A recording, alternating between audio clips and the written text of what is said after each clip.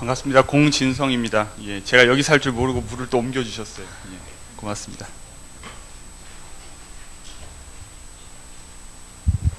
이 좋은 중앙 이 넓은 자리를 두고 제가 괜히 구석에서 할 이유가 없잖아요. 그래서 가운데에 서겠다고 했습니다. 시간이 보통 제가 학부에서 학생들한테 강의할 때면 당연히 이렇게 좀 지나가는 얘기들도 많이 하면서 시간을 최대한 때우려고 할 텐데 여기서는 지금 시간이 굉장히 빠듯한 것 같아서 마음이 좀 솔직히 급합니다.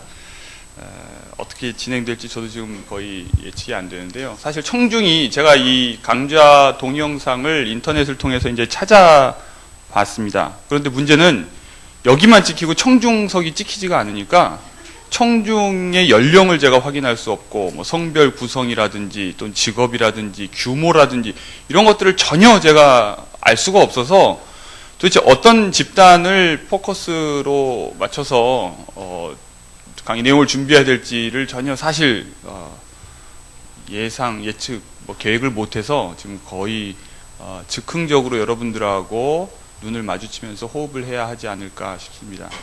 그런데 또 여러분들이 많이 흩어져 계시네요. 예. 저는 광주에서 오늘 막 올라왔습니다. 공진성이라고 합니다.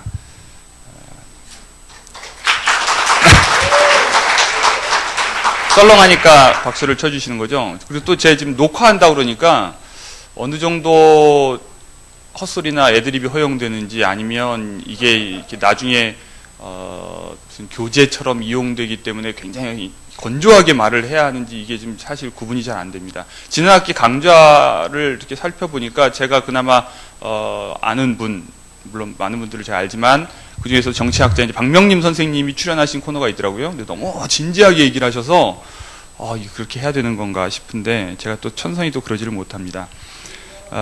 오늘 제가 여러분들에게 말씀드릴 주제는 종교개혁과 유럽 정치 사상입니다. 무지무지하게 큰 주제, 솔직히 한 학기 강의를 해도 모자랄 만한 주제를 1시간 만에 한다는 것은 사실 무리고요. 그런 의미에서 제가 오늘 불가피하게 과장과 축약과 점핑, 기타 등등 모든 기법을 동원해서 얘기할 수밖에 없고요. 그래서 여러분들이 들으시기에 또 무리한 어떤 논리 비약이나 이런 것들이 느껴지실 수도 있습니다. 그것들을 어느 정도 감안해 주시고 시간이 허락하면 나중에 질문이나 답변을 통해서 보충할 수 있을 거라고 생각합니다.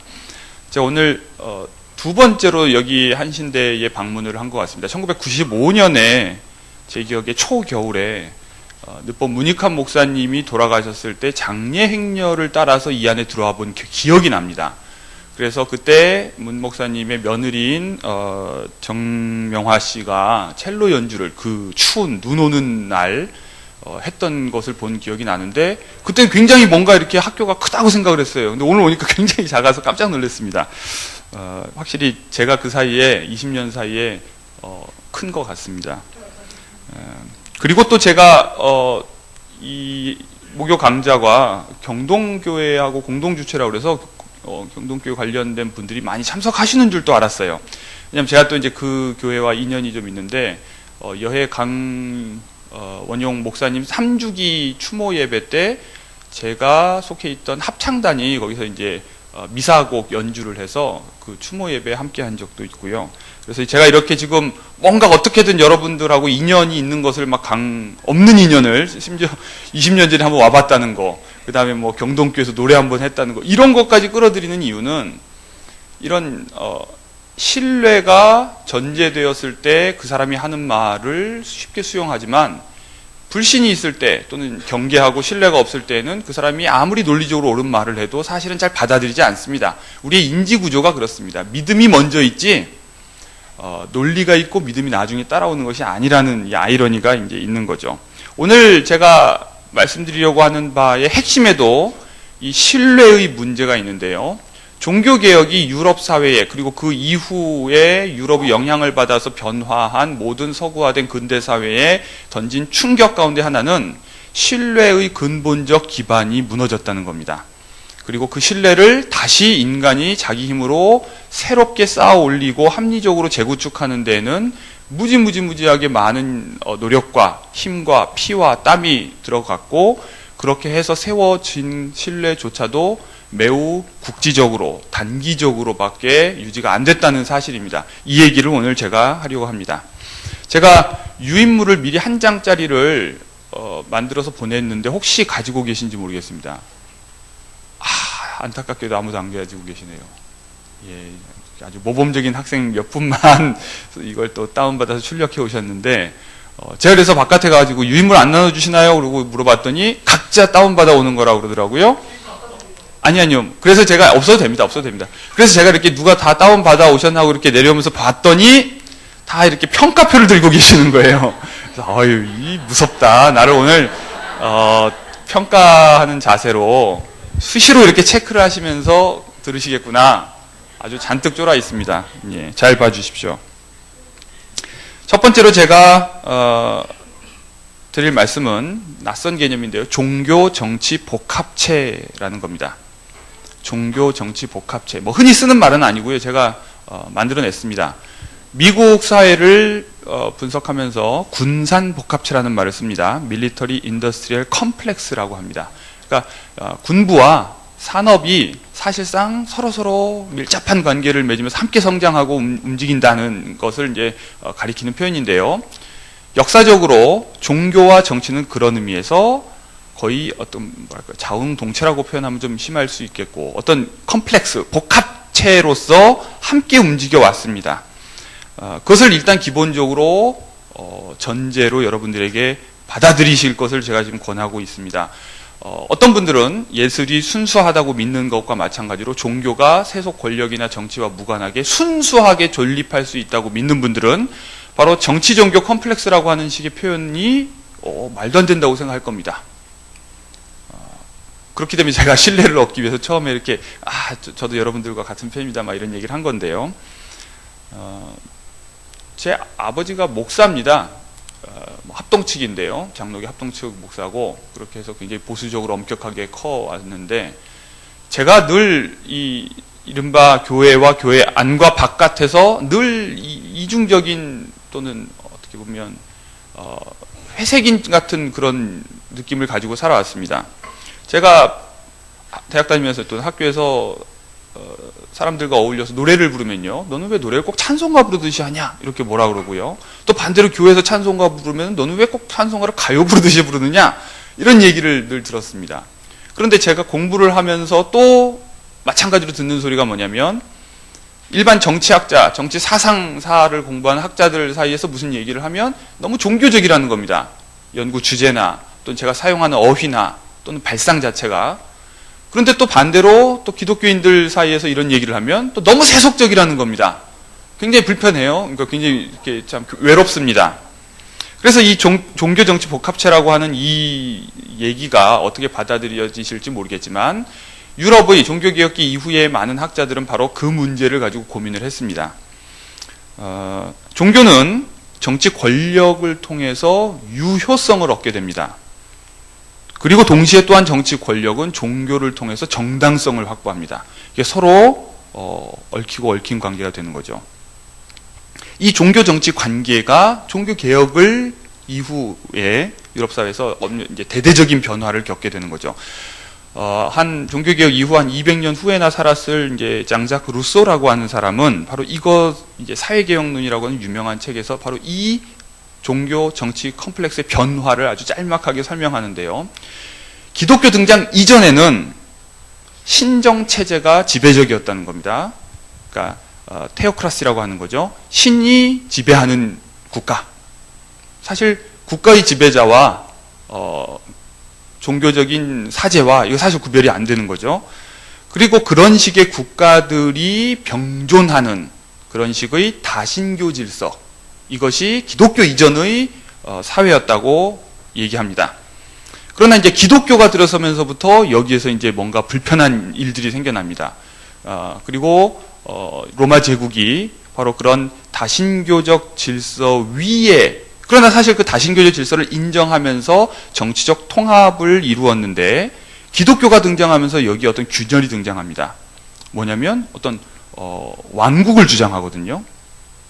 그런데 다른 왕국이라고 하는 주장을 합니다. 그러니까 다른 왕국이라는 말이 로마 제국 말고 다른 왕국이라는 말이냐 아니면 뭐냐, 이게 이제 굉장히 불편한 주제가 됐습니다.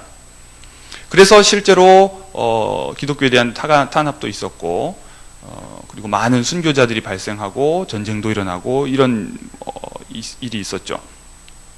바로 이 다른 왕국을 추상화하고 또 내세로 어떻게 보면 승화시켜 버림으로써 로마 제국과 기독교는 공존할 수가 있었는데, 이 과정에서 아우구스티누스라고 하는 사람이 이론적으로 굉장히 큰 역할을 했다는 것은 다 아시는 사실일 거라고 생각합니다. 그런데 루소는 바로 이 과정을 설명하면서 기독교가 로마 제국의 공인 종교가 되면서 사실상 이것이 사제의 종교로 변질됐다고 주장을 합니다. 그래서 그것은 과거와 같은 신정도 아니고, 그렇다고 해서 루소가 옹호하는 어떤 인간의 종교도 아니고 그리스도의 종교도 아니고 그냥 사제에 의한 종교로 변질됐다고 얘기를 합니다. 바로 이 교황을 정점으로 하는 사제 지배, 사케르도티움이라고 하는 이 사제 지배와, 그리고 그것과 밀접한 연관을 가지면서 병존하는 봉건적인 중세 질서, 이것이 이제 유럽 종교개혁 이전의 모습이죠. 그런데 이제 종교개혁이 일어나면서 바로 이 사제 지배의 균열이 이루어지고 동시에 정치 질서, 즉 정치 종교 컴플렉스가 무너지게 됩니다. 자, 그럼 이제 이 수습을 어떻게 할 것이냐? 이것이 16세기, 17세기, 심지어 18세기까지 유럽의 정치 사상가들의 공통된 문제의식이었습니다.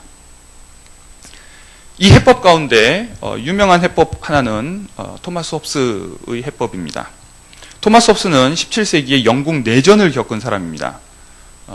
청교도 전쟁이라고도 부르는 이 영국 내전을 보면서, 영국 내전은 결국 종교, 즉 찰스 1세가 가톨릭 신자라고 하는 의심, 또는 그 후계자가 가톨릭 신자가 될 것이 분명한 상황에서 국교도들, 그리고 더 나아가서는 청교도들이 일으킨 어떤 반란에 의해서 일어난 전쟁이죠.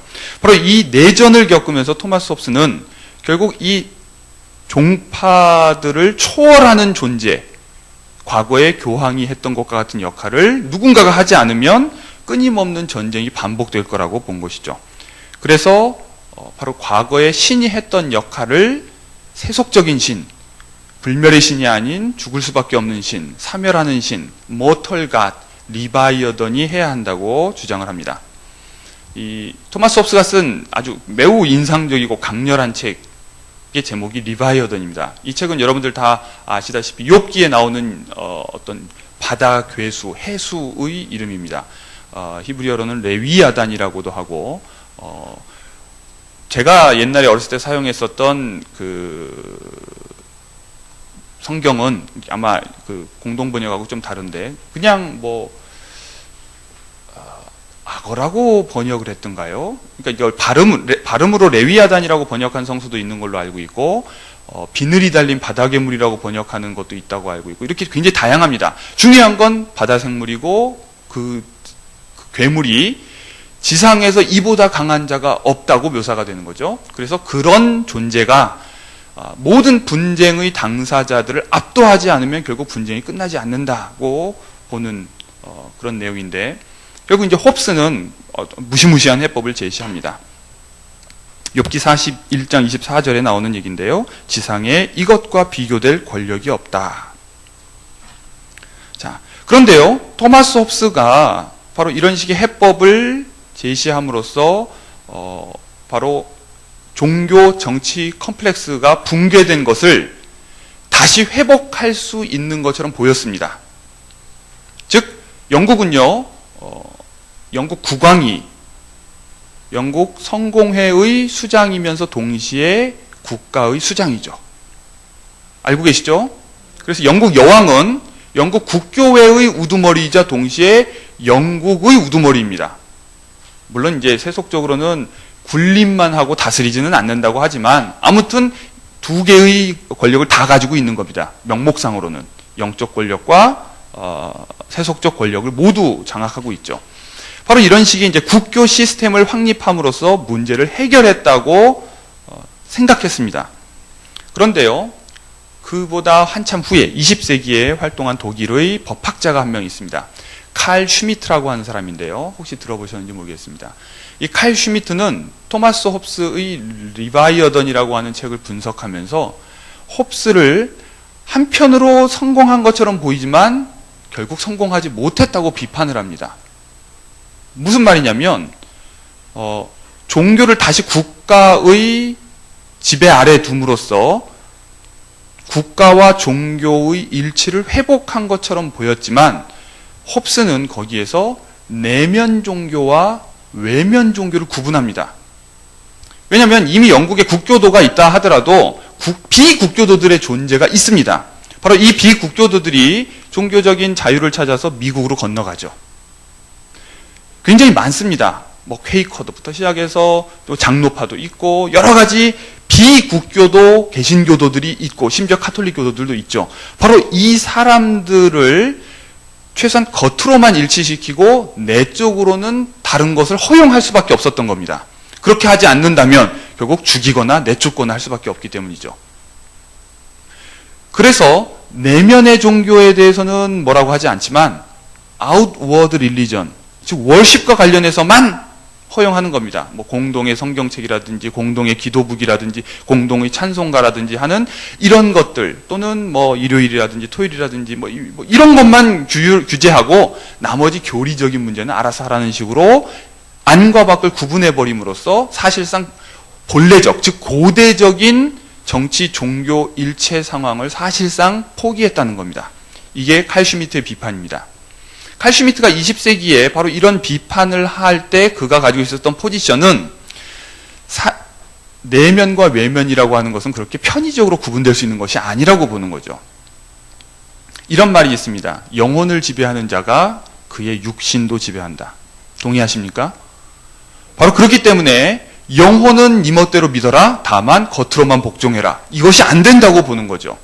바로 이 고대적 일치가 기독교의 등장과 함께 한번 사라졌지만 동시에 종교개혁을 계기로 해서 완전히 사라져버리게 됩니다. 바로 이 얘기를 오늘 하려고 하는 겁니다. 바로 여기에는 알매 문제가 있습니다. 알매 문제. 상상을 한번 해보십시오. 성냥개비나 이쑤시개로 만들어진 피라미드 모양의 모빌이 있습니다. 본드를 가지고 또는 여러분들이 실을 가지고 뭘 가지고 만드시는지 모르겠지만 아무튼 이렇게 있고 해서 끊임없는 그 뭐라 그러죠? 몇 면체인가요? 하나, 둘, 셋, 넷, 정사면체인가요? 바로 그런 식의 것들이 무수히 매달려 있는 그런 모빌, 피라미드형이 계속 연결되어 있는 거대한 피라미드형 모빌을 상상해 보십시오. 상상 완료됐습니까? 예, 충분히 상상하실 수 있죠. 제가 그런 걸 PPT로 만들까 하다가 뭐하러 우리 하나님이 주신 이 상상력을 두고서 굳이 눈으로 꼭 확인해야 하나 이 생각이 들어서. 자, 근데 보통 그것이 있으면 어떻게 해야 할까요? 하늘에 매답니다. 맨 위에 있는 정상에 하나가 있고 거기에 실을 매달아서 천정에 매달죠. 바로 요 실 하나에 이 구조물 전체가 매달려 있습니다. 제가 이해하는 중세 질서는, 중세 기독교 질서는, 또는 교황을 정점으로 하는 바로 그 질서는 바로 이런 식의 피라미드형 모빌입니다. 철저하게 위계적으로 권한이 나누어져 있습니다. 교황부터 시작해서 추기경, 대주교, 주교, 일반 신부, 뭐 평신도 하는 식으로 쭉 종교적인 것 또한 이런 뭐랄까요, 계급 사회죠. 마찬가지로 세속 사회도요. 황제를 정점으로 해서 황제를 선출할 수 있는 선제후, 제후, 그다음에 무슨 귀족 해가지고 마지막에 농노부터 해서 뭐 노예까지 이렇게 쫙 또한 피라미드 이 구조가 겹쳐 있습니다.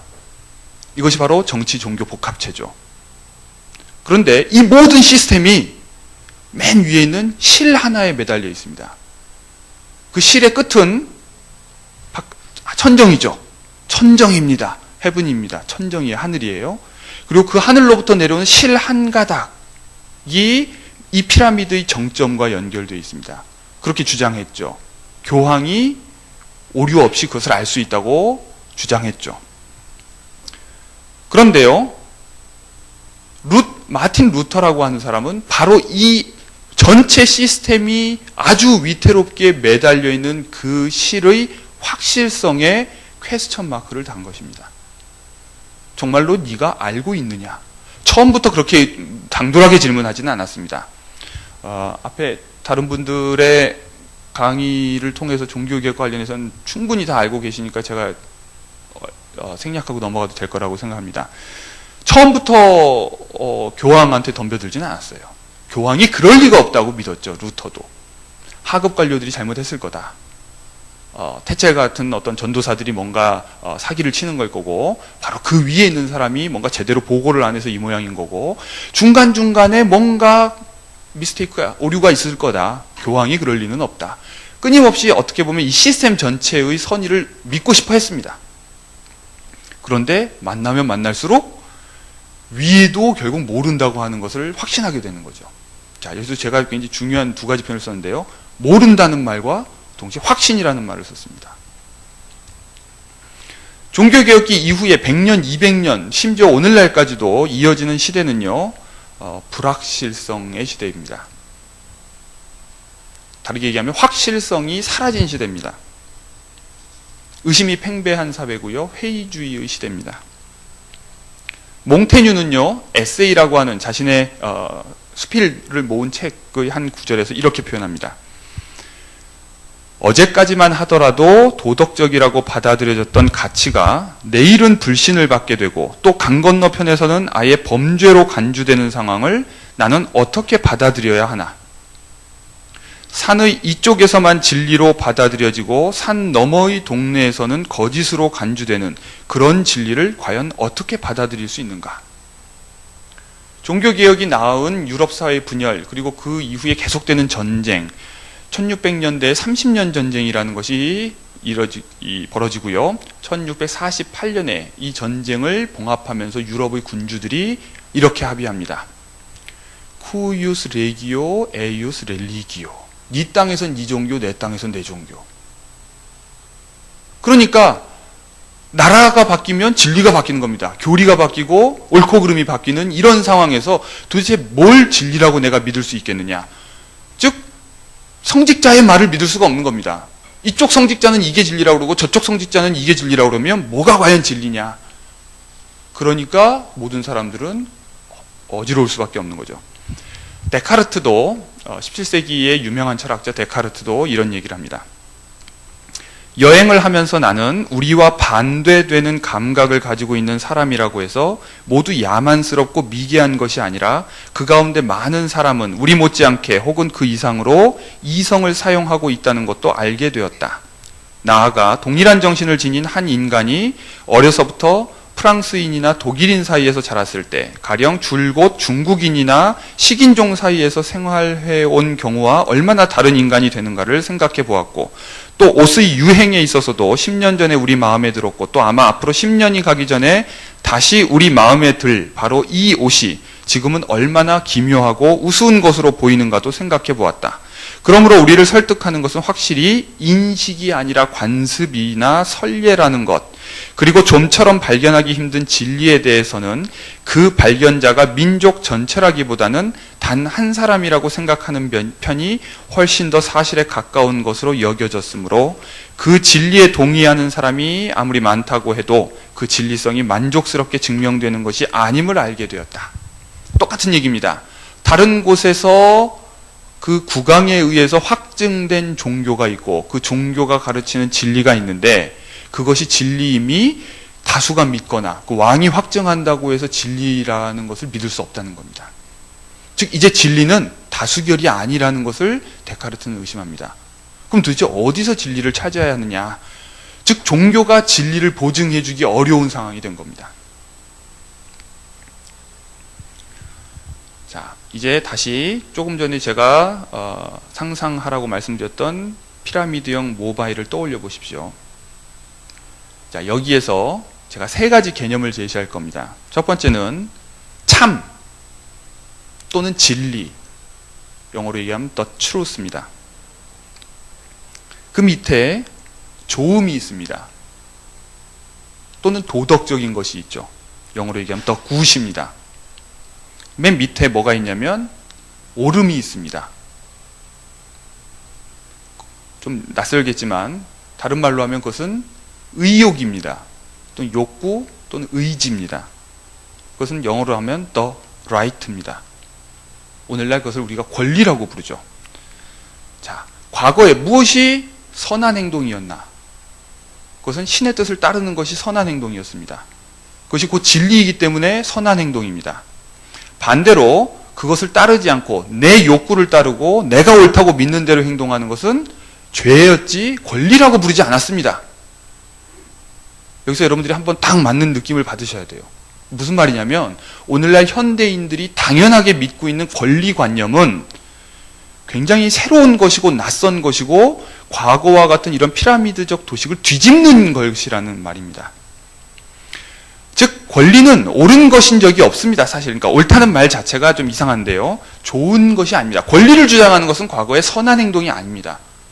사실 우리가 100년 전으로만 거슬러 올라가도 동일한 질서를 발견합니다. 가족 안에서 자식이 자기의 권리를 주장한다는 것은 나쁜 놈이죠.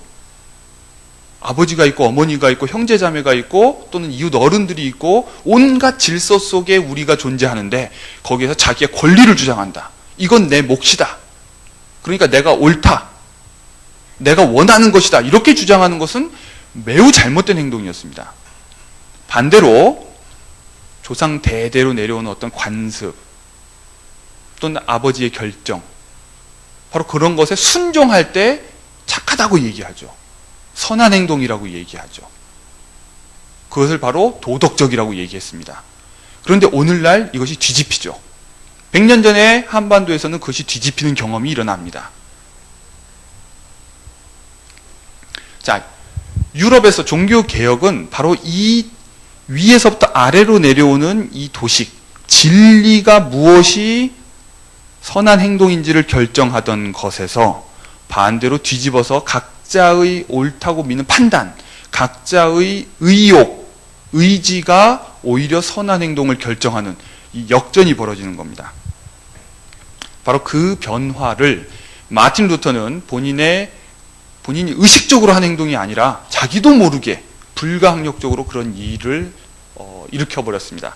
사실 좀 더 엄밀하게 얘기하면 마틴 루터가 일으켰다기보다는 이미 그런 변화가 일어날 준비가 되어 있는 상황에서 불을 지른 거라고 볼 수 있죠. 마틴 루터는 아주 멋있는 표현이 있는데요. 성서를 읽은 농민의 아들입니다. 제가 한 몇 년 전에 재작년인가에 읽은 아주 충격적인 책이 하나 있는데요. 사사키 아따루라고 하는 일본의 동갑내기 학자여서 더 놀랐습니다.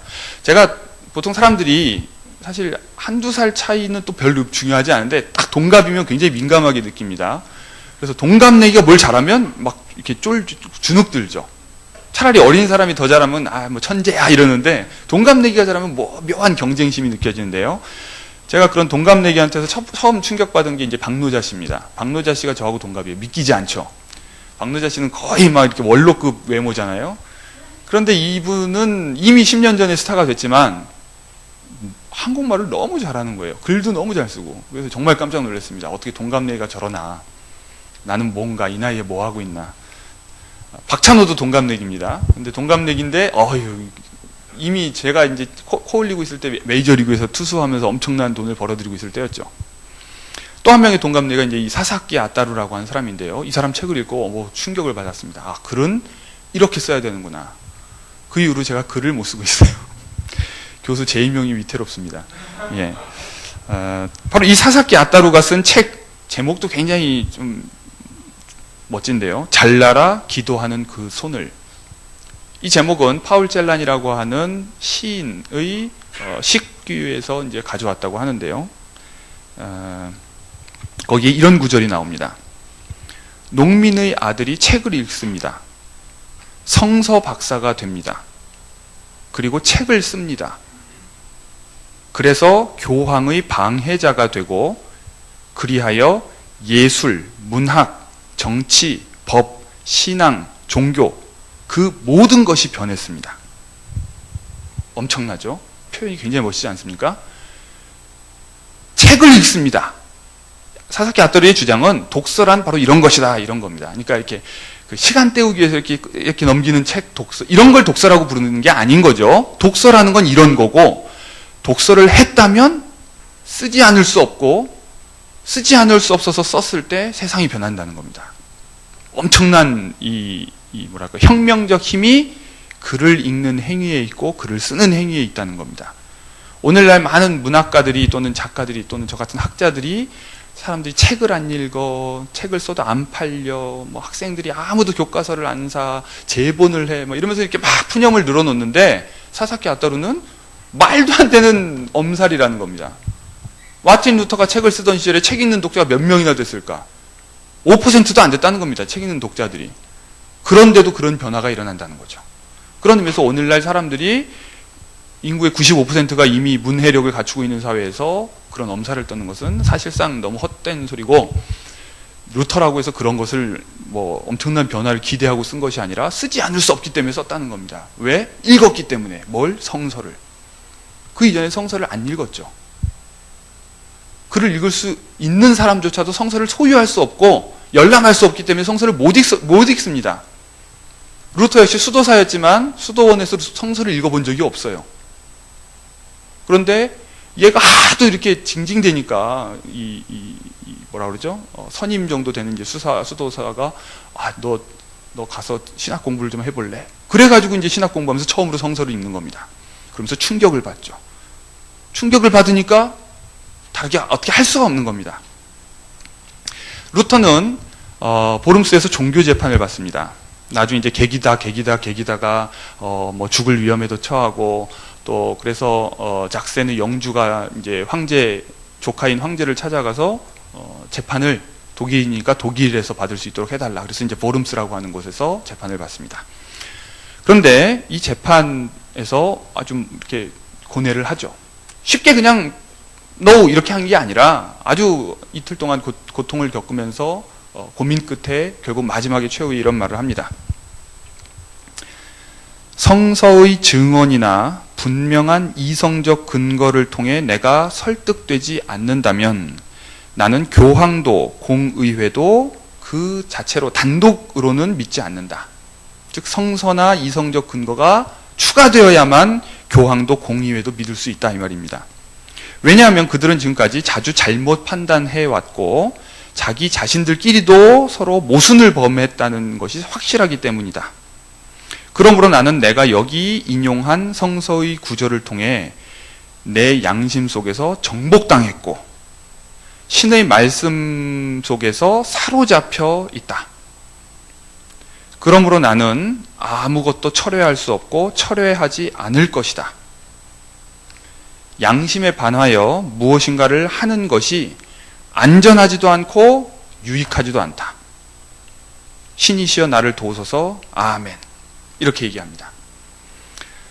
여기서 루터가 강조하는 것은 뭐냐면 성서의 증거, 그리고 분명한 이성적 근거, 이 두 가지가 있어야 된다는 겁니다. 이것을 포기하지 않습니다. 이것을 버리고서 교황이나 공의회가 하란다고 해서 까란다고 까는 것이 핵심은 뭐냐면 영혼의 구원에 안전하지도 않고 확실하지도 않다는 겁니다. 안전하지도 않고 도움이 되지도 않는다. 그렇기 때문에 자기는 심지어 자기는 뭐라고 표현을 했냐면 성서 구절을 통해 내 양심이 정복당했다. 그리고 신의 말씀에 내가 사로잡혀 있다. 그렇기 때문에 도저히 철회할 수가 없다. 여기서 한국말로 양심이라고 번역을 한 것은 누가 번역을 했는지 모르겠지만 잘못된 번역이죠, 사실은. 바로 여기에서 영어로 얘기하면 conscience, 라틴어로 conscientia, 독일말로 gewissen이라고 하는 것을 한국에서 어쩌다 보니까 양심으로 번역이 됐습니다. 그러다 보니까 어떤 논쟁이 우습지 않게 벌어지냐면 양심적 병역 거부를 하는 사람이 있으면 나는 양심이 없어서 군대 갔냐 이런 말이 나오는 거죠. 사실 여기에서 양심이라는 말은 자기 확신입니다. 자기의 내적 확신이죠. 콘시엔지아, 함께 알고 있다는 겁니다. 누구와? 나와. 내가 신과 또는 내가 성령과 기타 등등 내가 알고 있다는 겁니다. 그 자기 확신이 다른 그 무엇보다도 중요해진 겁니다. 교황보다도 공의회보다도. 왜? 교황과 공의회는 지금까지 잘못을 범해왔고 자기들끼리도 모순을 범하기 때문에 성서의 명명백백한 구절과 이성의 근거, 이성적 근거, 그리고 그것에 근거한 자기 확신이 없는 한 그 자체로만 신뢰할 수는 없다 이겁니다. 바로 이것이 제가 좀 전에 말씀드렸던 진리와 선과 바로 권리라고 하는 수직적 위계관계를 갑자기 뒤집어 놓습니다. 이제 갑자기 나의 확신이 공의회가 보증하는 옳은 행동 또는 기존의 관습, 전통, 어떤 이런 권위적인 것이 보장해주는 어떤 올바른 선한 행동 또는 도덕적인 행동을 능가해버리는 거죠. 그것을 믿을 수가 없는 겁니다. 왜냐, 그걸 과거에는 믿고 따라도 구원받을 수 있다고 생각했지만 이제는 도저히 그렇게 해서는 내 구원이 위태롭다고 느끼는 거죠. 이게 굉장히 엄청난 변화입니다. 자, 루터가 성서를 읽었다고 얘기했습니다. 사사키 아따루의 표현을 빌려서 농민의 아들이 성서를 읽습니다. 이렇게 표현을 했습니다. 처음엔 루터가 읽었죠. 그러나 그 이후에는 인쇄술에 힘입어서 더 많은 사람들이 읽게 됩니다. 인지 매체가 바뀐 겁니다. 그러니까 그 이전의 인지 매체가 글이 아니었습니다. 사실은 말과 도상이었습니다. 도상이라는 말 들어보셨죠? 그림과 상입니다. 이미지입니다. 그래서 이제 중세 공부하시는 분들은 도상학이라고 하는 것을 또 연구하죠. 그런데 이것이 루터 이후에 글과 양심으로 바뀌는 겁니다. 빅토르 위고가 쓴 파리의 노트르담 또는 노트르담의 꼽추라고 하는 소설의 어느 한 구절에 이런 묘사가 나옵니다. 어느 학자가 자기 수중에 들어온 최초의 인쇄된 책을 필사한 게 아니라 인쇄된 책을, 여러분들이 이제 전자책을 볼 때의 신기함에 비견될 수 있을까요? 그보다 훨씬 신기하겠죠. 인쇄된 책을, 활자도 되게 멋있을 겁니다. 눌린 느낌도 굉장히 좋을 거고요. 그걸 황홀하게 쳐다보다가 갑자기 성당 바깥으로 시선을 돌려서, 여러분들 혹시 파리에서 노트르담 성당을 가보신 분들 상상해 보십시오. 그 주변에 엄청나게 많은 돌로 된 그 석상들이 있죠. 뭐 이렇게 모르겠어요. 악마라고 표현해야 될지 모르겠지만 막 그런 것들부터 시작해서 아이들, 뭐 별의별 인간 군상의 얼굴들부터 그런 돌 조각들이 성당을 둘러싸고 있습니다. 그런데 이 학자가 성당 바깥으로 시선을 돌려 돌과 조각상에 각인된 백과사전, 온갖 지식이 바로 돌과 조각상에 사실상 새겨져 있다는 겁니다. 그리고 세대에서 세대로 전승된 그리스도교적 신앙과 지식의 기록물인 스테인드 글라스를 바라봅니다. 유럽의 성당을 가보시면요, 물론 한국의 성당들도 그들 모방하지만, 즉 이런 인쇄혁명이 일어나기 전에 지어진 성당들을 가보면 스테인드 글라스가 화려하죠. 무지 화려합니다. 그걸 또 다 복원해놨죠. 근데 그 스테인드 글라스는요, 아무 의미 없이 그냥 색깔을 달리해서 예쁘게 만들어 놓은 게 아니에요. 그냥 빛이 들어올 때 반짝반짝 하라고 만들어 놓은 게 아니라 다 거기에 어떤 그림을 집어넣습니다. 이미지를 집어넣고 그 이미지를 통해서 그 앞에서 기도할 때, 쳐다볼 때 사람들이 뭔가를 느끼도록 지금 메시지를 줍니다. 그걸 통해서, 회화를 통해서, 천장에 있는 천장 벽화를 통해서, 또는 성당에 보면 며칠 뒤인가요? 그거를 하루 이틀 사흘 예수가 예루살렘 입성한 이후의 날을 쭉 묘사한 어떤 그림들이 벽에 다 새겨져 있죠. 바로 이 모든 것들을 통해서 지식을 전달하고 있었다는 겁니다. 자, 그런데 여러분들이 신부가 또는 사제가 말을 통해서 무엇인가를 전달하고, 그리고 그것은 담아둘 수가 없죠. 녹음해 놓을 수가 없단 말입니다. 지금처럼 녹화할 수가 없습니다. 그리고 그렇기 때문에 불가피하게 글을 모르는 사람들을 위해서 이미지를, 도상을 통해서 끊임없이 그 메시지를 반복해서 기억하도록 하고 있는 이 중세의 세상에서 사람들이 어떤 생각을 했을까? 그때 모든 알문 바로 어딘가 바깥에 있죠. 그리고 저기 위에서부터, 신으로부터 교황을 거쳐서 내려오는 그 알미 스테인드 글라스를 통해서, 또는 석상을 통해서 일주일에 한 번씩, 또는 얼마나 자주인지 모르겠지만 성직자들의 강론을 통해서 나에게 전달되는 겁니다. 내가 옳다고 하는 확신을 가질 근거가 없어요, 사실상. 왜? 나한테는 순간 찰나로만 존재하는 것이기 때문에. 듣고 있을 때, 보고 있을 때, 그리고 그것을 기억하고 있는 동안만. 그것을 잊지 않기 위해서 막 기도하고 몸부림치고 난리를 치죠. 사라질까 봐. 그런데 혁명적인 변화가 일어났습니다. 글이 생긴 겁니다. 인쇄술이 생긴 겁니다. 그래서 성서를 내가 소유할 수 있고 심지어 읽을 수 있게 됩니다. 구어로 번역을 한 겁니다. 구어로. 훈민정음으로 번역을 한 겁니다. 아녀자들이나 쓰는 말로. 죄송합니다. 성차별적인 표현이 아니라. 예. 그러고는 이 학자가 바로 자기 손에 들어온 인쇄된 책을 보고 그 다음에 스테인드 글라스와 석상들을 바라보고 대조하고 나서 하는 소리가 뭐냐면 이것이 저것을 죽일 것이다. 인쇄된 글이 돌에 새겨진 이야기를 죽이고 성직자들과 화가들이 공인하는 종교를 끝장내리라고 생각한 겁니다. 그리고 실제로 그렇게 됐죠. 자, 이렇게 해서 알의 근거가 위에 있는 것이 아니라 이제 나에게 내려옵니다. 내가 확실하게 아는 것이 그 무엇보다 중요하고 그것 이상의 구원의 확신이라고 하는 것은 없다는 겁니다. 루터는 그럽니다. 내가 구원받았다고 하는 확신은 신의 은총으로부터 비롯되는 것이고 그 은총을 받았다고 하는 나의 확신 이외에 더 이상 뭐가 없다는 겁니다. 그것을 면죄부가 보장해 줄 수 있는 것도 아니고 성직자가 기도해 준다고 해결되는 것도 아니고 교황이 성어를 그어준다고 해서 해결되는 것이 아니라는 겁니다. 그러는 순간 사람들은 한편으로는 망연자실해지겠죠.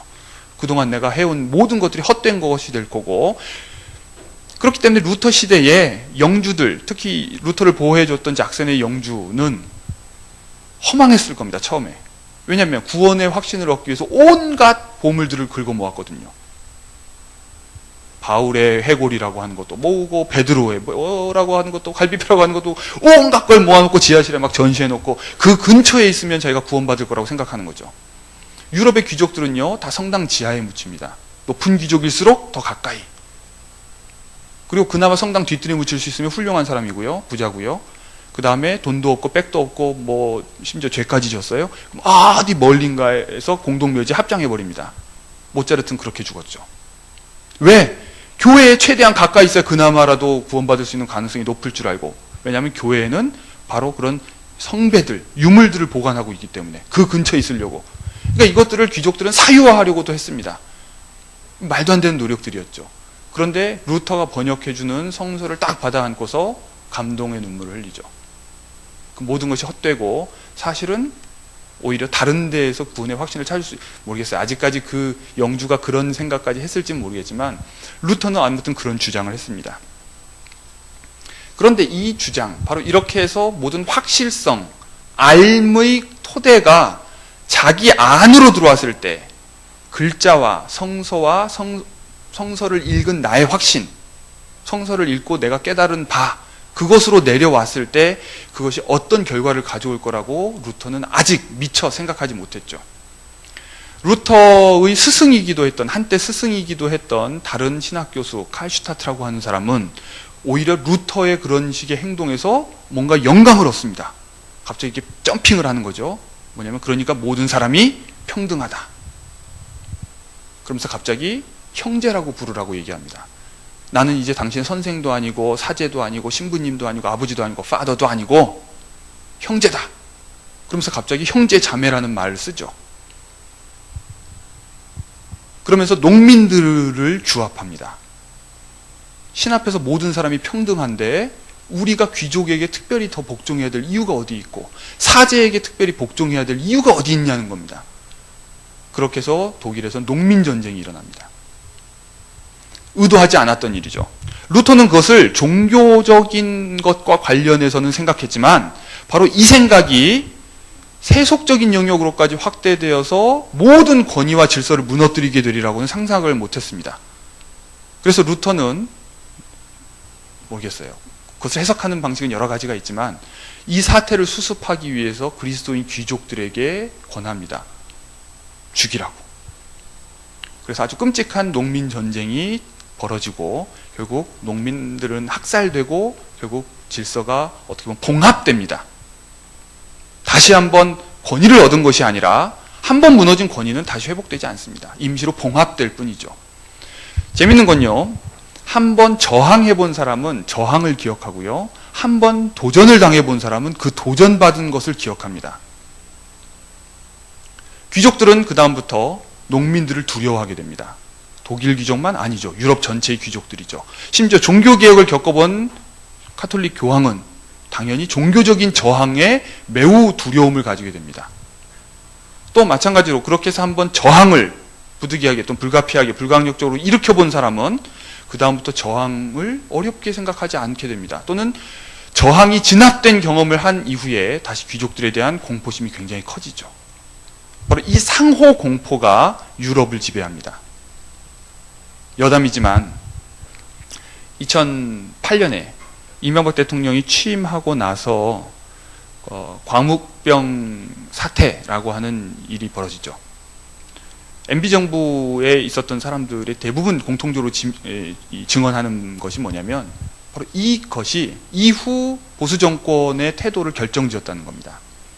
그러니까 바로 어떤 저항 세력에 의해서 정권 초기부터 흔들린 경험, 그것이 굉장히 치명적으로 다가오고 공포심을 가지게 됐다는 거죠. 그렇기 때문에 거기에 대해서 굉장히 선제적으로 어떻게든 그 두려움에 의해서 더 어떻게 보면 눈에 불을 켜고 저항의 가능성을 봉쇄하고 분산시키기 위해서 계속 노력을 하게 된다는 거죠. 이것이 어떻게 보면 이제 악순환을 낳는데 유럽에도 똑같이 그런 사태가 벌어집니다. 종교개혁 이후에 100년, 200년 동안 반복되죠. 나라마다 바뀌면서. 스피노자는 바로 이런 현상을 대중에 대한 공포라는 이름으로 설명한 바가 있습니다. 대중에 대한 공포는 이제 영어로 얘기하면 여기 오브라고 하는 전치사가 들어가는 건데요. 대중의 공포이기도 하고 대중을 공포의 대상으로 삼는 것이기도 합니다. 즉 소유격이면서 동시에 목적격인 거죠.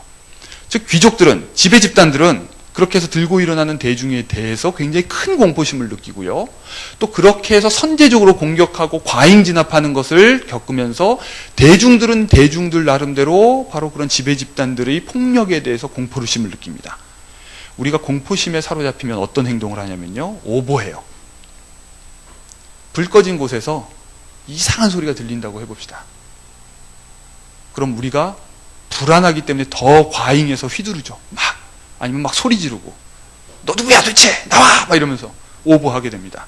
공포심, 즉 원인을 알 수 없는 어떤 공포는 사람들을 혼란에 빠뜨리고 그 혼란이 서로 얽히면 악순환이 반복되는 거죠. 바로 이 악순환이 유럽의 이후 이 상황을 정치적 상황을 결정하고 바로 이 상황, 이 무정부 상황, 이 혼란 상황을 어떻게든 수습해서 질서를 회복하는 것이 이후 모든 학자들의 과제가 됩니다. 그것은 세속적으로 목숨을 보존하기 위해서 평화롭게 살기 위해서도 중요하지만 동시에 영혼의 구원을 위해서도 필요하다고 본 거죠. 그것은 1000몇백 년 전에 로마 제국에서 아우구스티누스도 똑같이 고민했던 겁니다. 자, 이제 누가 옳을까요? 자, 한국말로 물어봤습니다. 누가 옳을까요? 영어로는 Who is right? 다른 말로 하면 누가 권리를 가지고 있냐는 말입니다. 독일에서는요, 네가 옳다는 말을 Du hast recht 이렇게 표현합니다. 네가 권리를 가지고 있다 이렇게 표현합니다. 권리를 가지고 있다는 말은 옳다는 말이고요. 옳다는 말은 권리를 가지고 있다는 얘기입니다. 제가 아까 진리, 선, 권리가 과거에 이렇게 수직적으로 있었고 권리는 사실상 나쁜 거였고 이기적인 행동이었는데 이것이 오늘날 뒤집혔다고 얘기하죠. 오늘날 모든 사람은요 자기 권리를 주장합니다. 노동자는 노동자대로 이것이 내 권리다. 사용자는 사용자대로 이것이 내 권리다. 아버지는 아버지대로 이것이 아버지의 권리다. 자녀는 자녀대로 이건 자식의 권리다. 학교에서 교사는 교사대로 교권이 침해받는다. 학생들은 학생인권이 침해받는다. 다 권리를 얘기합니다. 그럼 누가 옳은 걸까요? 과거에는 이 질은 위에서부터 해결됩니다. 즉 모빌이 하늘에 걸려 있거든요. 천정에. 그 권위의 출처로부터 수직적으로 해석이 되죠. 전통사회에서는 동아시아에서도 마찬가지로 그렇게 쭉 도부터 시작하죠. 아니 자연부터 시작할 겁니다. 하늘, 자연, 도, 법 해갖고 쭉쭉쭉쭉 내려와서 결국은 군사부 일체까지 해서 쭉 아버지까지 다 내려옵니다. 그래서 내가 그것을 판단할 권한이 없어요. 그래서 아버지한테 대들거나 스승에게 대들거나 이 모든 것은 다 잘못된 행동들이죠. 그런데 오늘날은요 다 왜? 어린아이들부터 묻죠. 왜? 내가 왜 해야 되는데? 다 나를 설득해봐. 그것이 왜 옳은지를 증명해봐. 증명한다고 해도 넘어가진 않아요. 그래도 결국은 내가 하기 싫은데 어떨 거야, 이겁니다. 그것이 바로 최후의 권리라는 개념입니다.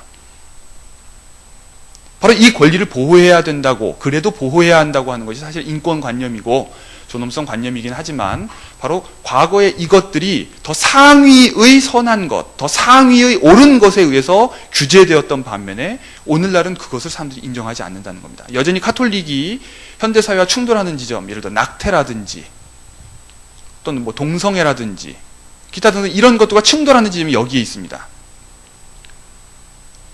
태아의 권리를 주장하는 사람은 동시에 그것을 낳고 싶어 하지 않는 산모의 권리 주장과 충돌하는 것을 해명할 수가 없게 됩니다.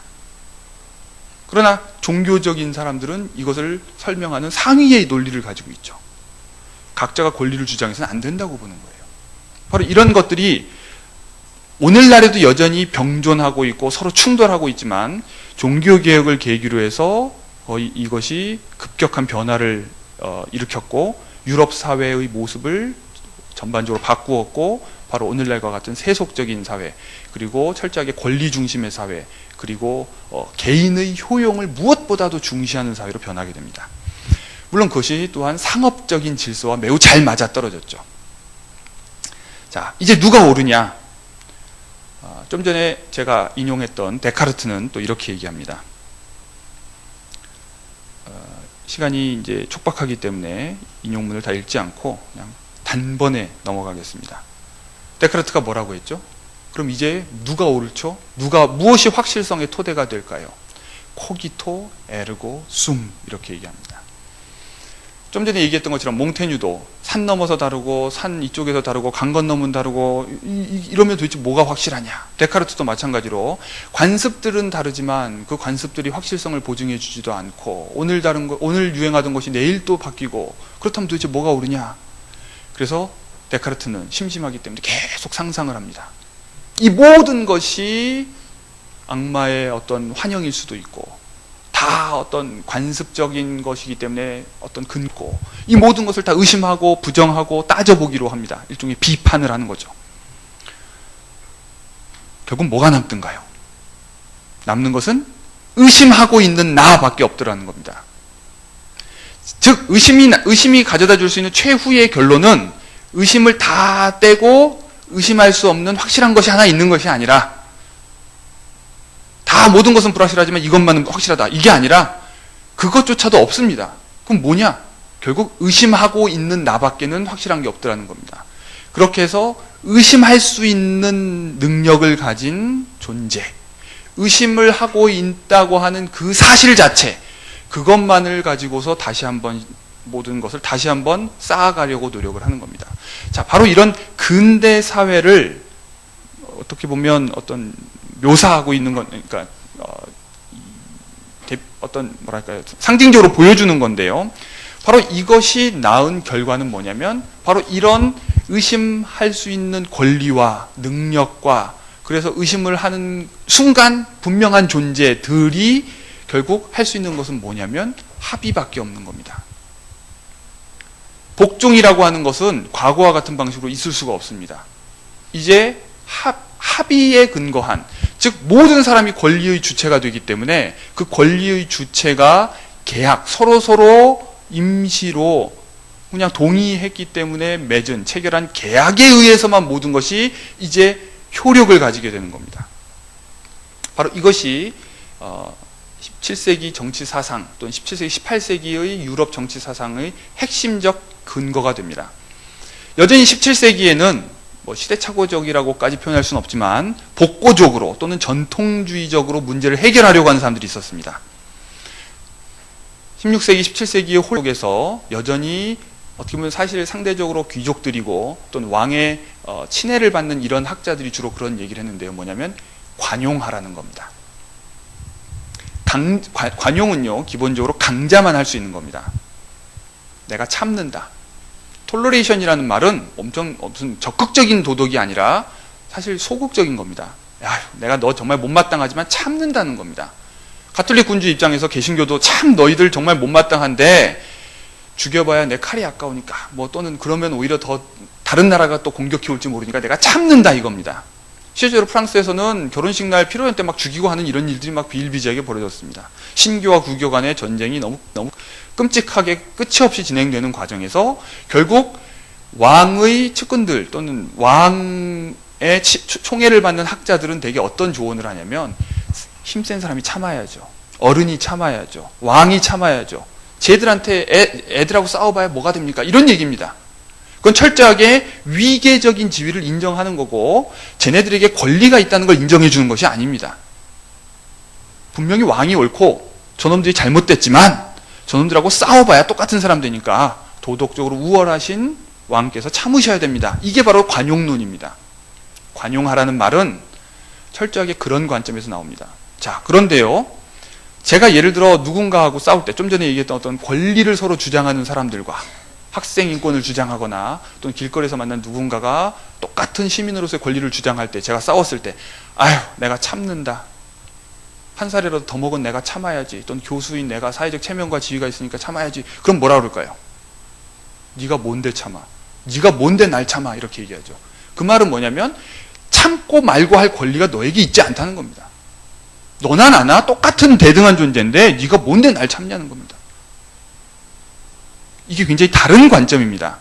관용이라고 하는 논리는 어디까지나 수직적 질서를 전제하고서 나오는 도덕이고요. 그것을 부정하는 순간, 수직적인 질서를 부정하고 옳고 그름이 위에서부터 결정된다고 생각하는 것을 부정하는 순간 여기서부터는 모든 것이 권리가 됩니다. 그래서 17세기에 기독교인들 사이에서 점점 등장해서 유행하게 되는 주장이 뭐냐면 저항권 주장입니다. 각자에게는 저항의 있다는 겁니다.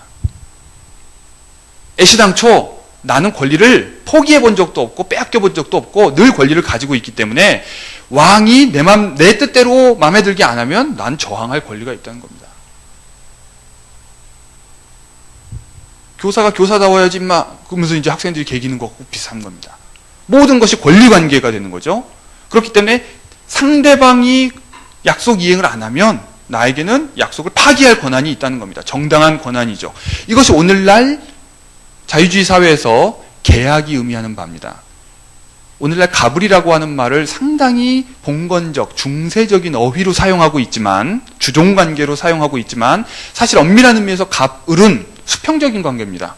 갑을, 병정, 아무 의미 없는 겁니다. 심지어 출판사하고 제가 출판 계약을 맺으면 저를 갑이라고 하더라고요. 그러니까 사실 가불이라고 하는 것은 의미 있는 게 아니고 AB라고 해도 상관없고 가나라고 해도 상관없고 아무 상관없는 겁니다. 왜? 다 동등한 권리의 주체고 각자 이해관계가 맞으니까 계약을 체결한 겁니다. 그런데 한쪽에서 일방에서 바로 계약서에 쓴 대로 행동하지 않으면 다른 한쪽도 그걸 파기하고 손해배상을 청구할 권리가 주어지는 거죠. 자, 이런 식의 권리를 가지고 있는 사람들에서 자, 이 계약은 과연 누가 보증해 줄까요? 자, 제가 저항권을 얘기했습니다. 기독교인들이 또는 카톨릭 교도들도 마찬가지로 자기 위에 있는 사람들이 못마땅하기 때문에 거기에 대해서 저항할 권리를 주장하기 시작합니다. 그러면서 저항권을 주장하려면 동시에 군신 관계가 어떤 초월적인 형이상학적 질서에 근거하는 것이 아니라 철저하게 세속적인 계약 관계임을 주장해야 되고 그래서 상호 의무 관계임을 주장해야 됩니다. 그러면서 점점점 계약 이론이 주류로 등장합니다. 17세기에 활동했던 모든 사람들은 내용적으로는 다를지 몰라도 어휘상으로는 다 계약이라는 말을 씁니다. 로크도, 홉스도, 스피노자도, 루소도 그 이후 모든 사람들도 다 계약이라는 말을 사용합니다. 그런데요, 계약은 근본적으로 논리적 한계가 있습니다. 논리적인 모순이 있습니다. 뭐냐면 계약을 체결하는데 상대방이 계약을 이행할지 안 이행할지를 내가 믿지 못한다면 내가 먼저 계약을 이행하는 것은 바보가 됩니다. 자, 여러분들 어디 슈퍼에서 장을 보시고 뭘 물건을 살 때 돈 먼저 내고 물건을 받으십니까? 아니면 물건 먼저 받고 돈을 내십니까? 사실 아무 차이가 없죠. 왜요? 뭐 어떻게 하든 받는 거를 믿기 때문이죠. 돈 받고 도망갈 거라고 생각 안 하잖아요. 그런데 만약에 돈 받고 도망갈 거라고 생각하면 여러분들 돈 먼저 주시겠어요? 안 주죠. 그런데 돈은요, 우리가 물물 교환이고 현장에서 뭔가를 교환하는 것 같지만 사실은 이거는 종이에 불과합니다. 수표나 엄이나 상관없어요. 다를 바가 없어요. 그런데 도대체 어떻게 이 교환이 가능해지죠? 그것은 이 교환을 보증해주는 제3자가 있는 겁니다. 한국은행이, 국가가 있는 거죠. 그런 의미에서 엄밀한 의미의 쌍방 간의 약속에 의한 교환이라고 하는 것은 매우 불확실한 겁니다. 정말로 물건을 주고받는 경우 외의 계약은 성립하기가 굉장히 어렵습니다. 그런데 바로 도대체 이제 사람들이 다 각자 옳다면 도대체 어떻게 합의하에 같이 살 수 있을까? 이른바 사회계약, 이른바 국가계약이라고 하는 것은 도대체 어떻게 가능하냐 하는 겁니다. 말은 그럴듯해요. 각자 다들 뭐 원하는 게 있으니까 약속을 하고서 살겠지. 그런데요, 상대방이 약속을 지킬 거라는 걸 어떻게 믿어요? 근데 상대방이 약속을 지킬 거라는 걸 내가 믿을 수 없다면 내가 먼저 약속을 지키는 것은 바보짓이죠. 홉스는 그래서 예를 들어 자연 상태를 가정하죠. 모든 사람이 다 무기를 들고 있습니다. 칼을 들고 있습니다. 그런데 다 칼을 휘두르고 싸우다간 다 죽을 것 같으니까 자, 이제 무기 내려놓고 우리 평화롭게 살자고 약속을 했어요. 자, 그럼 누가 먼저 내려놓을까요? 먼저 내려놓은 사람이 바보죠. 절대 못 내려놓습니다. 이론적으로는.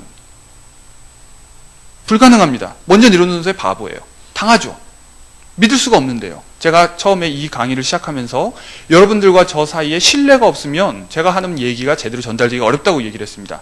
그래서 신뢰를 만들기 위해서 별 이상한 에피소드도 얘기하면서, 이상한 에피소드는 아니었지만 신뢰라는 걸 만들려고 노력을 하는 거죠. 바로 우리는 엄청난 신뢰를 항상 밑에 깔고서 행동하지 그 신뢰가 없이는 행동 자체가 불가능합니다.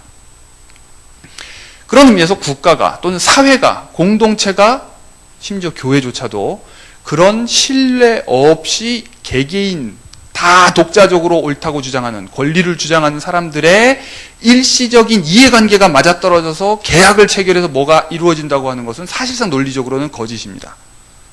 존 로크는 그렇기 때문에 어떻게 주장을 했냐면, 권리를 가진 사람들이 계약을 체결하더라도 사람들이 계약을 이행할 거라고, 약속을 이행할 거라고 믿기 위해서도 종교가 같아야 된다는 겁니다. 그래서 무신론자와 이교도하고는 계약을 맺을 수가 없다는 겁니다. 자, 사람들은 그래서 서구 관습에서 맹세를 하죠. 신의 이름으로 맹세한다. 또 신을 믿지 않는 사람하고 신을 믿지 않는 사람은 맹세를 하지 않으니까 또한 약속을 믿을 수가 없는 거죠. 또 다른 신을 믿는다면 동시에 신에게 맹세한다는 말이 나에게 효력이 없기 때문에 같이 약속을 할 수 없는 겁니다. 그래서 계약 이전에 이미 무엇인가가 전제되어 있지 않으면 계약이 성립이 될 수 없다는 걸 사실상 알고 있었어요. 그런데 그걸 말로 할 수가 없는 거죠. 바로 이런 딜레마가 있습니다. 결국 종교개혁 이후에 유럽 사회는 바로 이 신뢰를 국가 단위로, 작은 공동체 단위로 어떻게든 다시 재구성하고 재구축하려고 하는 노력들을 해왔습니다.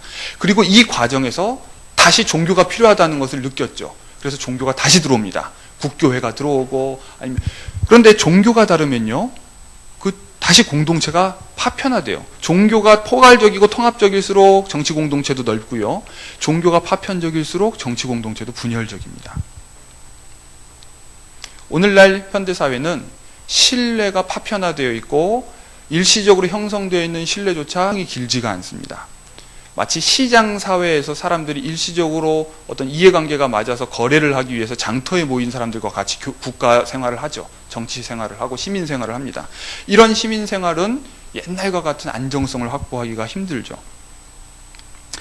바로 이런 상황 속에서 제가 앞에서 말씀드렸던 루소와 같은 사람도 기독교를 도대체 어떻게 할 것인가 고민을 했습니다. 루소는요, 칼빈이 종교개혁을 일으킨 제네바에서 살았는데요, 제네바에서 어떻게 하면 다시 건강한 공화국, 정치 공동체를 만들 수 있을까 고민을 했습니다. 문제는 기독교였습니다. 기독교에는요, 이중적인 요소가 있었어요. 하나는요, 기독교는 분명히 그리스도를 중심으로 사고하면 훌륭한 인간의 종교인데, 그 인간의 종교는 모든 사람을 내 이웃과 같이 사랑하라고 하는 뭔가 보편성을 가지고 있습니다. 그런 의미에서 사실상 작은 정치 공동체, 예를 들면 제네바라고 하는 도시에 충성하는 것을 약화시킬 우려가 있습니다. 당장 내 옆에 있는 이웃보다는 멀리 있는 시리아 난민도 중요하고 아프리카에 있는 사람들도 중요하고 막 다 북한 있는 사람들도 중요하고 이런 거죠. 모두가 다 하나님의 자녀니까. 바로 이런 보편주의적 속성이 반사회적이고 반공동체적인 결과를 낳을 수 있다고 보는 겁니다. 그러나 또 동시에 그렇게 해서 그리스도교적인 요소를 억압하면서 뭔가 이것을 다시 좀 정치 종교적으로 시민의 종교로 바꾸려고 하다 보면 또 사제 종교로 또 변질될 우려가 있는 겁니다. 바로 이 기독교가 가지고 있는 속성, 이 애매모호한 속성, 모든 조직과 어떤 위계를 무시하고 철저하게 그리스도만 바라보는 형제들의 공동체로 만들자니 정치 공동체에 도움이 안 되고, 그렇다고 정치 공동체에 도움이 되게 하려고 조직을 어떤 바운더리를 설정하고 위계를 설정하고 국가와 밀접한 관계를 부여하려면 갑자기 이게 또 공무원 조직으로 변하게 되고, 이 사이에서 굉장히 고민을 많이 했습니다. 사실 확실한 대답은 없죠. 언제나 자기가 처해 있는 상황에서 가능한 편향을 다른 쪽으로 옮기려고 노력했을 뿐입니다. 전 논문에서 이것을 일종의 이제 우충좌돌이라고 표현을 했는데, 어느 한쪽으로 그 사회에서 종교의 기능이 편향되어 있으면, 너무 인간 종교적으로 보편주의적으로 치우쳐 있으면 어떻게 보면 좀 더 애국적으로 또는 사회 중심으로 공동체 중심으로 쏠릴 필요가 있고 강조할 필요가 있고, 이 요소를 반대로 너무 사제 종교로 변형되어 있고 변질되어 있다면 보편적인 요소를 강조하는, 그리스도의 복음을 강조하는 쪽으로 좀 더 노력할 필요가 있는, 이런 기우뚱한 균형을 잡으려고 한 노력을 하는 것밖에는 다른 방법이 없다고 루소는 생각을 했습니다. 자, 제가 루소도 얘기하고 로크도 얘기하고 홉스도 얘기하고 했는데요. 스피노자와 루소는 공통적으로 바로 이런 문제를 해결하기 위해서 어떻게 보면 제도 종교들을 초월하는 또는 포괄하는, 그렇기 때문에 이 모든 종교들이 공통적으로 가지고 있는 최대 교리, 이걸 최대라고 표현했습니다. 그러니까 그 이상 더 많이 만들면 안 된다는 겁니다. 엑기스, 공통분모, 바로 그것만을 추려서 매우 종교적인 듯 종교 아닌 듯한 종교를 만들어야 된다는 겁니다. 그걸 바로 시빌 릴리전이라고 생각했습니다. 바로 이런 종교, 스피노자는 이 용어를 쓰진 않았지만 후대에 스피노자의 영향을 받은 루소는 바로 이 어휘를 사용합니다. 시빌 릴리전이라는 말을 씁니다. 그렇게 해서 그러나 이것은 과거의 신정체제와 같은 국교와는 좀 다릅니다. 바로 그래서 공적인 종교, 로버트 벨라라고 하는 종교사회학자는 미국 사회에 기독교가 바로 그런 것과 같은 세속적 종교의 기능을 수행해서 미국 사회가 굉장히 다양하지만 하나의 정치 공동체로 유지될 수 있다는 얘기를 합니다. 바로 그런 비슷한 기능을 하는 종교가 없으면 바로 정치 공동체가 바로 시장에 불과하게 된다는 거죠.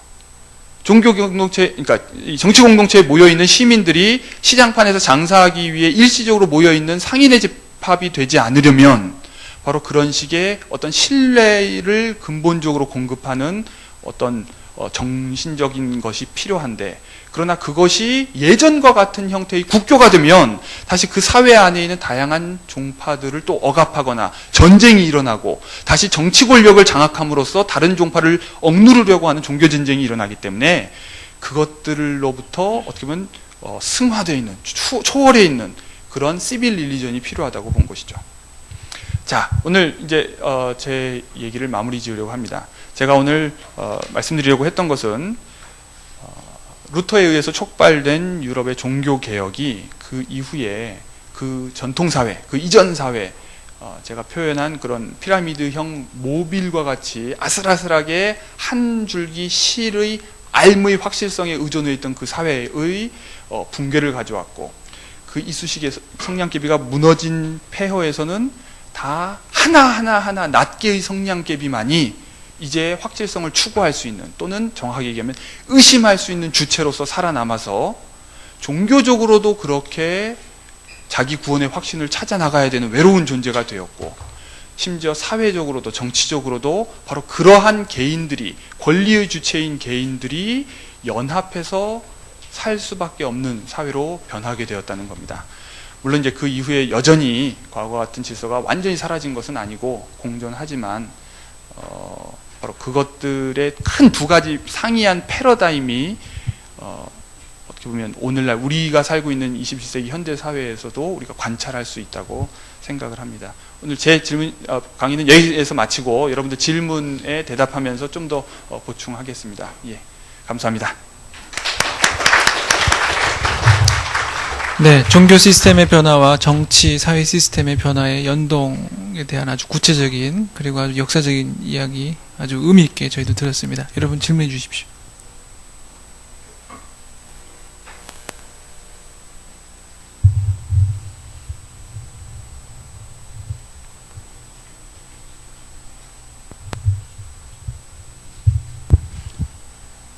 제가 너무 여러분들이 다 상식처럼 아는 얘기를 해가지고 질문이 없으신 건가요? 예. 네, 저는 MDV 4분의 2학기 강석권이고요. 일단은 이제 제가 관념적으로 가지고 있던 이제 그런 것들에 대해서 이 강좌를 들으면서 좀 더 굳건하게 정립이 된 시간이다. 너무 감사를 드리고요. 듣다가 이제 궁금한 점이 있었는데 이제 갑과 을의 관계에 대해서 나누셨잖아요. 근데 원래대로의 본질적인 의미는 갑과 을의 개념은 사실 그 상대적인 것이 아니라 어쨌든 똑같은 주체다, 권리가 있는. 근데 현상적으로 봤을 때는 뭐랄까 그 수요와 곡선에 따르게 되면은 이제 수요가 많은데 수요가 적은데 예를 들면은 정리가 안 되네요. 편의점 같은 데를 보면은 시급이 굉장히 낮고 권리라는 것들이 보장이 많이 안 됨에도 불구하고 이제 사람들이 취직을 못하게 되고 여러 가지 여건 때문에 많이 몰리게 되잖아요.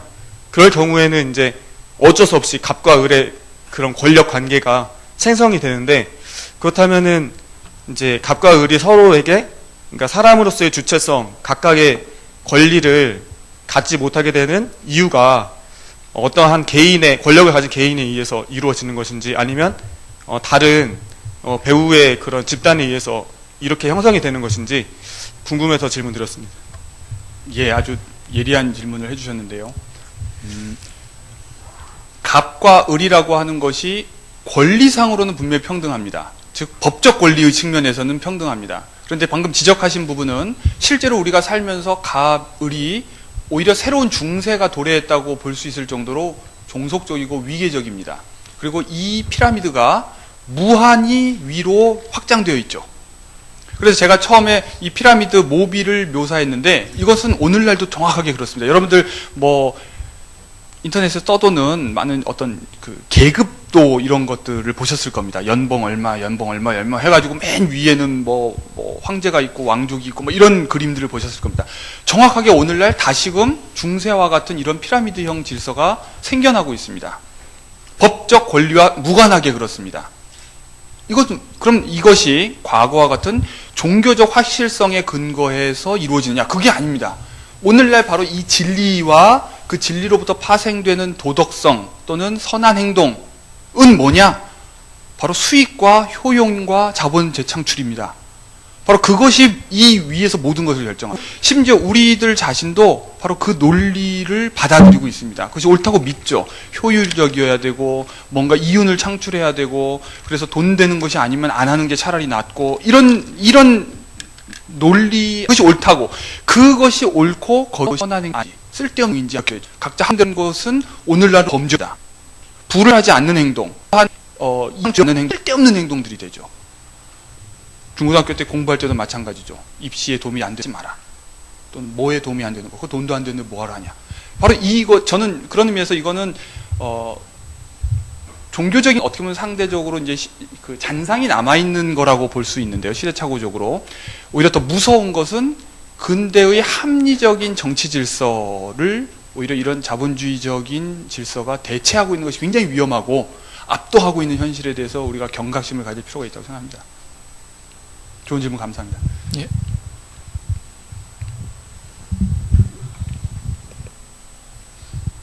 질문해 주시죠.